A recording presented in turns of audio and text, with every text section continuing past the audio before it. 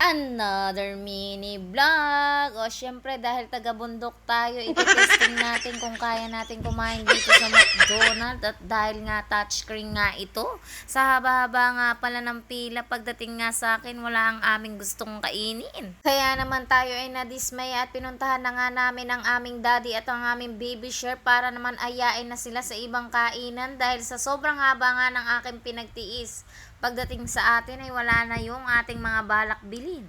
Kaya naman gusto namin dito itry kumain dahil nga dito sa palaruan na to dahil gustong gusto nga ng aming baby shark dito. Parang mas gusto niya pa nga maglaro kaysa kumain. At dito na nga lang namin naisipan kumain at hindi pa nga dito nakakakain ang aming ate at ang aming baby shark dahil lagi nga kaming dalawa lang ang pumupunta rito.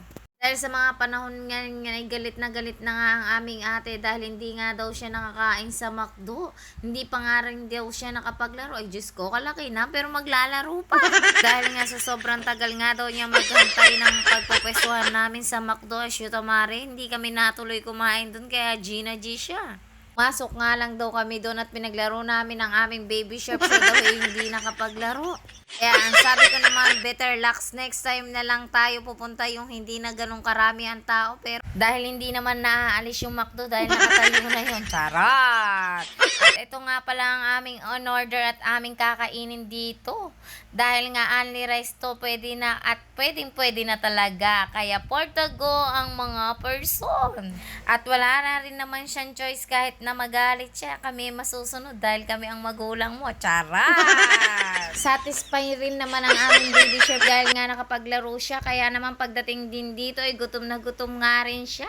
Kaya naman kumain na rin siya. Portago ang mga person, hindi na siya namimili.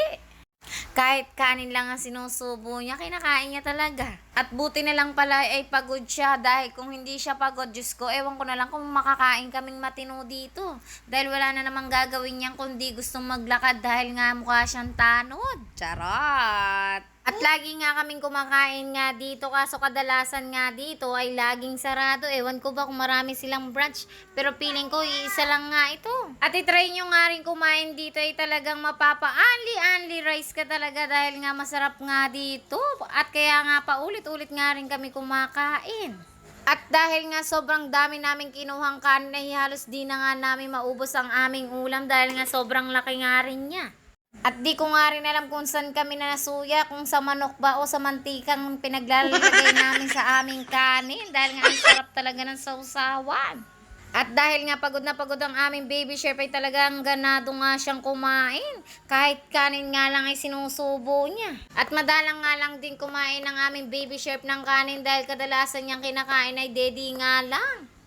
Depende nga lang kung gusto niya ang ulam at gusto niya ang lasa. At yung aming ate naman ay wala talaga yung pinipiling pagkain. Lahat yan kinakain. At lahat din na ibibigay mo dyan ng kanin, kayang-kaya niyang ubusin. Kaya jumbo ang kanyang katawan. Kaya naman nagtataka ako nung sinabi ayaw niya na raw kumain. Tapos pagtingin ko, ang dami niya nga pang ulam. Ang dami niya nga rin kasing kanin na kinain. Dahil nga feeling namin gutom na gutom kami dahil sa haba nga ng pila sa McDo, ganito ang nangyari.